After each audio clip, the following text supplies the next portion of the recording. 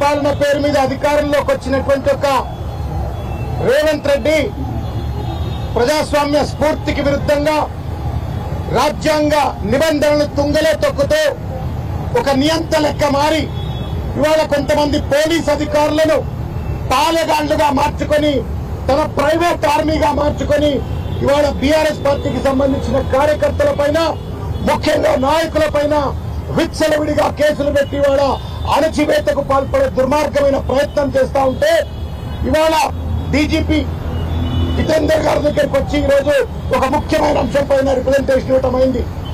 మిత్రులారా, తెలంగాణ సమాజం అంతా కూడా తెలుసుకోవాల్సిన ఒక ముఖ్యమైన అంశం ఇవాళ 7 సంవత్సరాలు శాసనసభ్యుడిగా పనిచేసి వివిధ శాఖలకు మంత్రిగా పనిచేసి మనసున్న మనిషిగా ఆపదలో ఉన్న వాళ్లకు అందుబాటులో ఉండేటువంటి ఒక నాయకుడిగా పేరున్నటువంటి ఒక హరీష్ రావు గారి పైన టెలిఫోన్ ట్యాపింగ్ చేస్తున్నాడు అని చెప్పని ఒక ఊరు పేరు లేనటువంటి ఒక habitual offender number of criminal cases ఉన్నటువంటి ఒక వ్యక్తి ఇచ్చిన కంప్లైంట్ ఆధారంగా రేవంత్ రెడ్డి ఆ కంప్లైంట్ ను శిఖండి లెక్క వాడుకొని వాళ్ళ హరీష్ రావు గారిని ఫోన్ ట్యాపింగ్ కేసులో జైల్లో పెట్టాలని చెప్పని ఒక కుట్రపూరితమైన ప్రయత్నం చేస్తా ఉండు.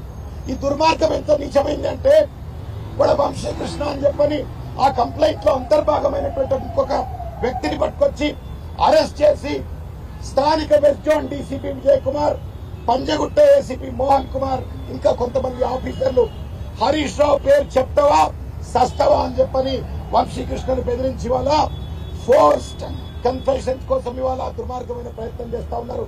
చట్టానికి వ్యతిరేకం, సిఆర్పీసీకి వ్యతిరేకం, భారత రాజ్యాంగ స్ఫూర్తికి వ్యతిరేకమైనటువంటి చర్యలకు పాల్పడుతూ ఇవాళ ఏ రకంగానైనా సరే అడ్డమైన దారిలో హరీష్ రావు గారిని నిర్బంధించాలనే ప్రయత్నం చేస్తా ఉన్నారు.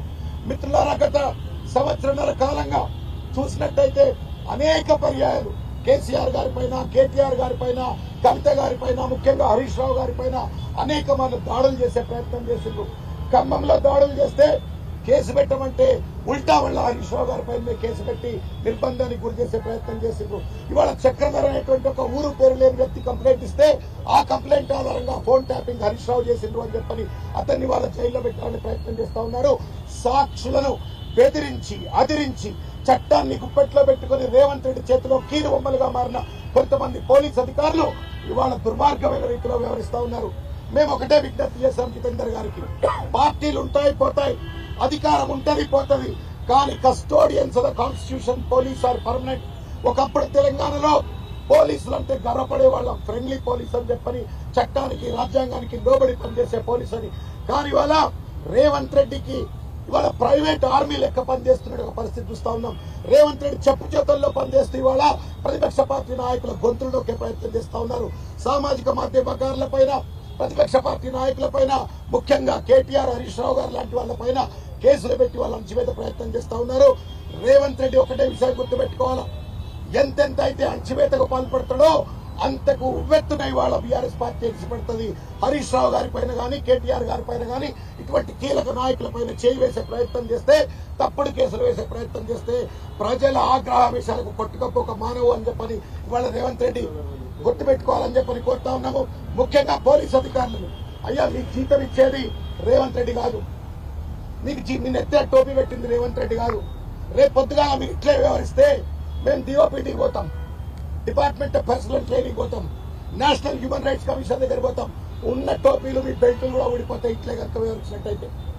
ఈ రకంగా రాజ్యానికి వ్యతిరేకంగా వ్యవహరించినట్టయితే మీకున్నటువంటి ఒక విస్తృస్థాయి అధికారులను అధికారాలను దుర్వినియోగం చేసే ప్రయత్నం చేస్తే మీ టోపీలు పోతాయి, మీ బెల్టులు పోతాయి, మీ ఉద్యోగాలు పోతాయి అనే విషయాన్ని దయచేసి గుర్తుపెట్టుకోవాలని చెప్పి తెలియజేస్తున్నాం.